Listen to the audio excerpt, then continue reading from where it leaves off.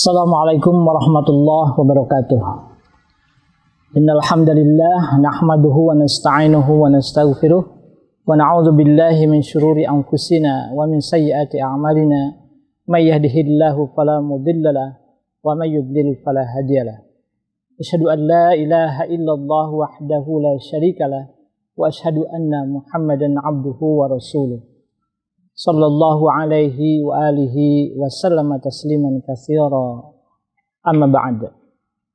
Alhamdulillah, kita bersyukur atas segala nikmat karunia yang Allah limpahkan kepada kita.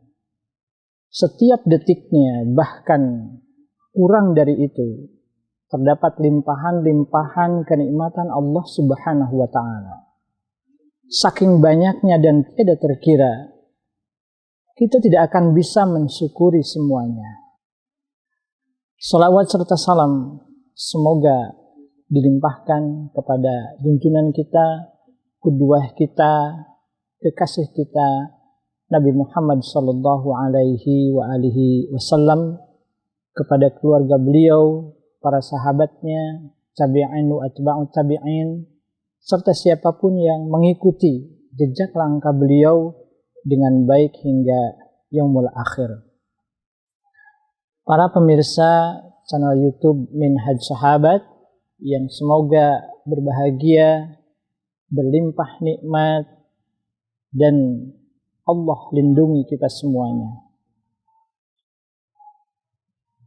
Para nabi, beliau memegang tugas utama untuk berdakwah tauhid.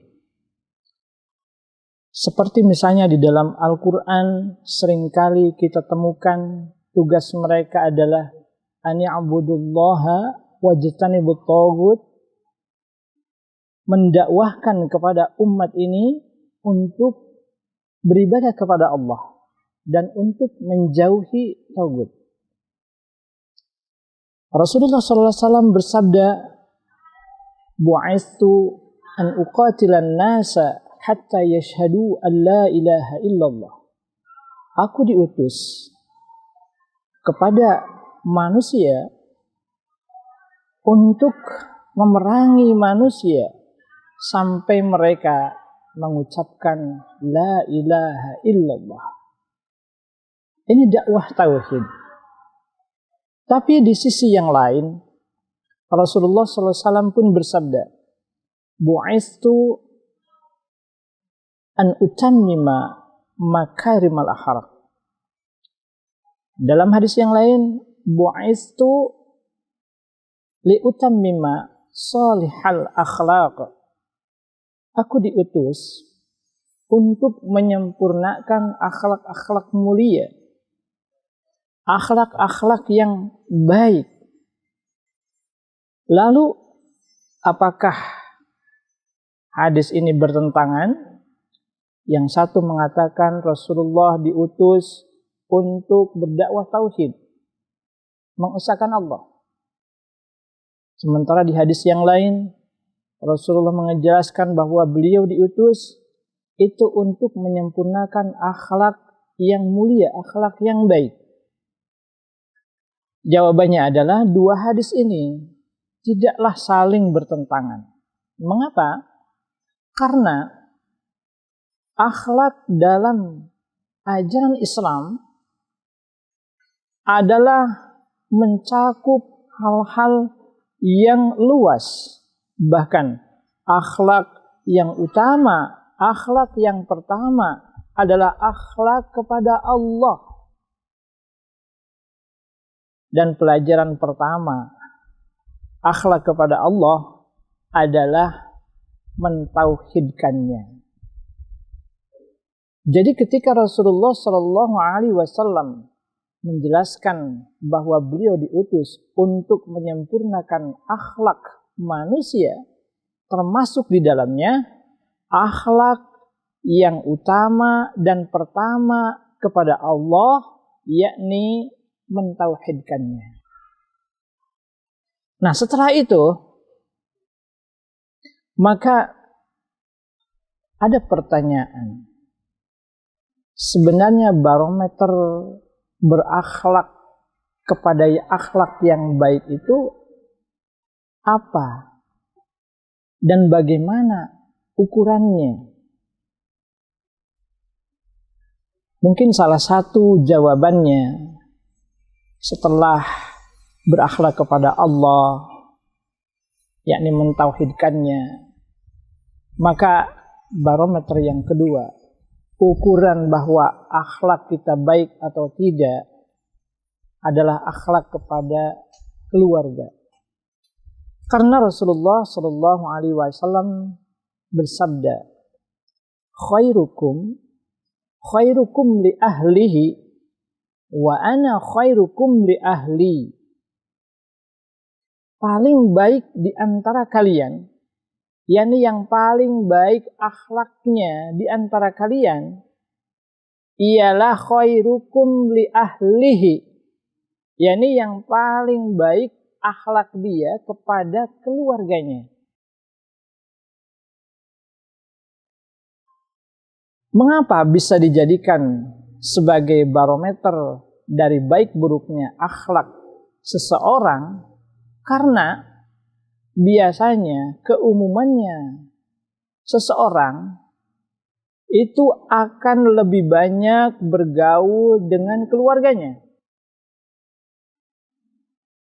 Dan yang paling tahu tentang akhlak seseorang tanpa disembunyikan, tahu sampai detil-detilnya, itu yang paling mengetahui adalah keluarganya.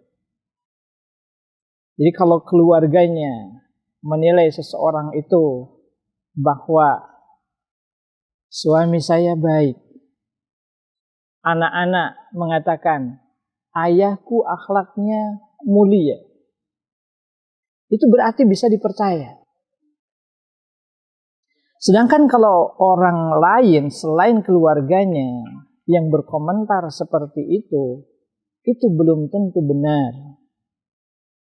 Katakanlah rekan kerjanya. Dia atau seseorang itu bisa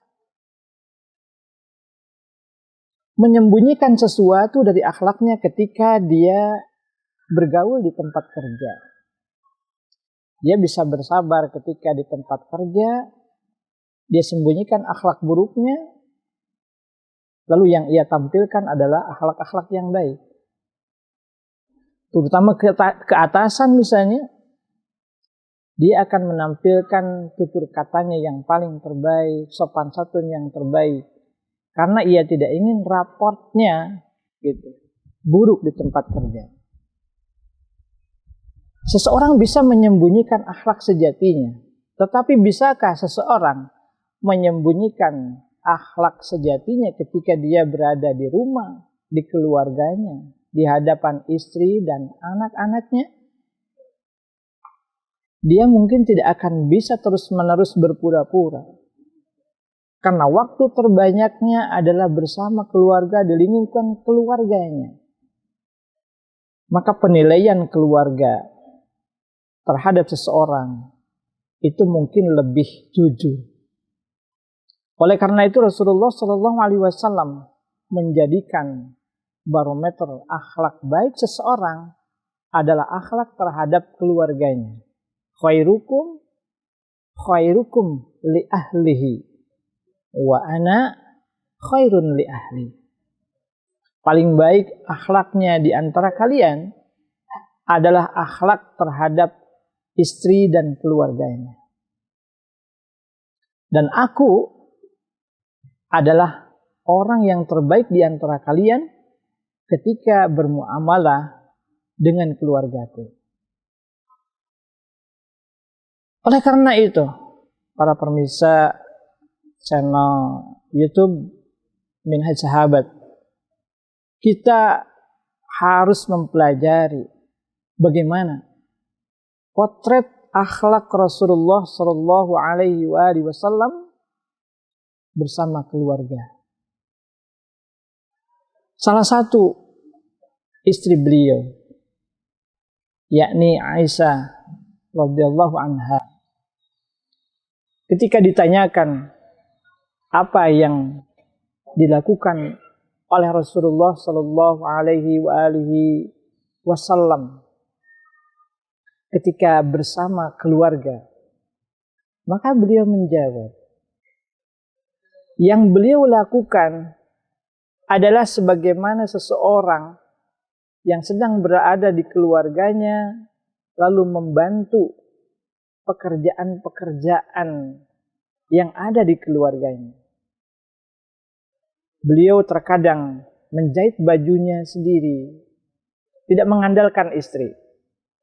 Beliau terkadang menjahit sandalnya, dan beliau terkadang mengambil air dengan wadah untuk keluarganya. Ini salah satu potret yang diceritakan oleh istri beliau, Aisyah radhiyallahu anha. Seorang pemimpin yang sekaligus juga pemimpin negara yang mengawasi semua kesejahteraan seluruh umat, yang sangat sibuk dengan dakwahnya, tetapi dengan keluarga beliau adalah sosok seorang suami atau sosok seorang ayah yang sangat luar biasa bagi istri dan anak-anak.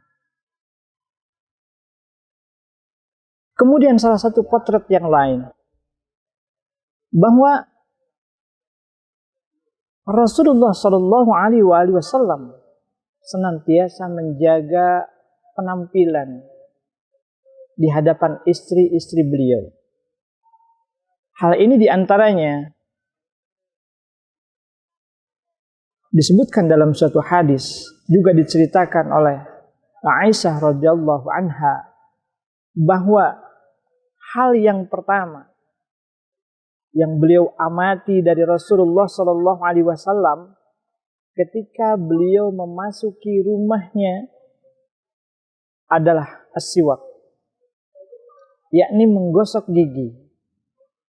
Mungkin ini suatu hal yang terkadang asing bagi kita, tapi inilah sunnah Rasulullah SAW yang harus kita ikuti. Mengapa menggosok gigi? Beliau sebagai seorang suami, selain memang diperintahkan oleh Allah Subhanahu wa Ta'ala untuk menjaga kesehatan, tapi juga menjaga penampilan dan tidak menyakiti keluarga. Tentu saja komunikasi dengan istri, komunikasi dengan anak-anak dan lain sebagainya, itu mungkin akan terganggu kalau seandainya misalnya mulut kita itu bau. Maka mari kita sekarang mulai untuk mendidik diri kita sendiri untuk berakhlak dengan akhlak yang terbaik bersama keluarga. Bukanlah aib kalau kita sekarang ini memohon maaf kepada istri kita, kepada anak-anak kita, kalau selama ini kita belum menampilkan akhlak yang terbaik di hadapan mereka. Itu bukan aib. Justru yang aib adalah kalau kita selalu menjaga penampilan di luar, di hadapan rekan-rekan kerja, selalu menampilkan tutur kata yang terbaik, senyuman yang terbaik dengan atasan kita, dengan kolega kita, sementara kita dirubah berpenampilan seperti monster. Kita bukanlah orang yang dirindukan di hadapan istri dan anak-anak kita. Mereka lebih nyaman kalau kita tidak berada di sisi mereka. Naudzubillah. Mudah-mudahan Allah Subhanahu wa Ta'ala memberikan kita akhlak yang terbaik, akhlak kepada Allah, akhlak kepada Rasulullah akhlak kepada sesama, akhlak terutama kepada keluarga kita, bahkan akhlak kepada seluruh makhluk-makhluk Allah, hatta itu flora dan faunanya. Islam sudah mengatur semuanya itu. Wassallallahu ala nabiyyina Muhammad wa ala alihi washabajmain.